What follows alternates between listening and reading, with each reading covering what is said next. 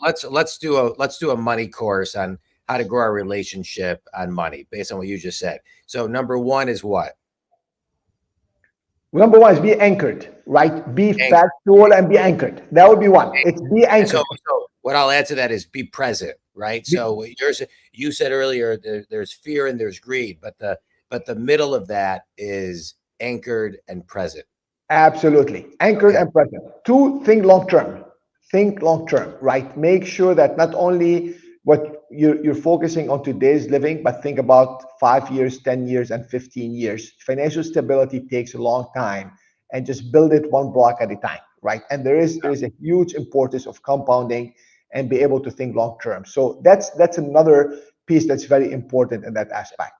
I'd like to add, before we get to three, I'd like to add one thing to that, because I think there's a law of proximity from anchor to a 5-year plan, right? That seems very far. One of the things I talk about as a business coach is micro business plans, meaning like, here's your anchor today, here's your 5-year plan. Depending on your shelf life, what's your micro business plan or next step plan or life plan, whatever you call it, for the next 24 hours or for the next week, and bring it close to proximity, so 5 years doesn't feel so far away. So just Absolutely. small chunks. Yeah. So you keep on re-anchoring yourself in short spurts. Okay. Number three. And I think, John, to your point, this is not different than the business. I mean, we start talking about the business. It's again putting a strategic plan, but ensuring that you're working the plan on a daily basis and you're doing the tactics that you need to execute. That's the same with your financial life. Make sure you've got your long-term goals, but make sure you are anchored on the day-to-day, taking the right steps to do that accordingly. Correct. Right. Okay. Number three, and grow your relationship in a positive way with money.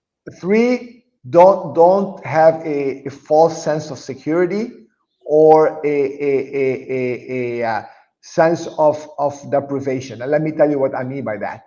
Unfortunately, people that live their life, if I look at it, if my 401k has grown so much and my house value has grown so much, in the good days, good economies, I assume that I'm rich, and therefore I live my life. Although I'm 40 years old, I live my life as if I've got access to my house and my 401k. And the reality of life, you need to be anchored daily, and being disciplined about your income, your expenses, because you just talked about, we are in a high inflationary period. We are in a time, John, not only we are in high inflation period, we are in a period why people are spending because credit is loose, right? And we all know, we all lived in 2008, we all lived in 2018. We know that could turn on a dime. So you need to be disciplined about your sense of financial security. Do I have a stable income? Does my income cover my expenses? And then am I putting some things over the long term? And that's back to, again, reality check around your sense of security. Yeah, great. I appreciate that. And I think we can all kind of grow our relationship with money. One of the things I heard many, many years ago, which helped me, is the more money you make, the more people you can help. And so it really kind of brings the conscious capitalists together.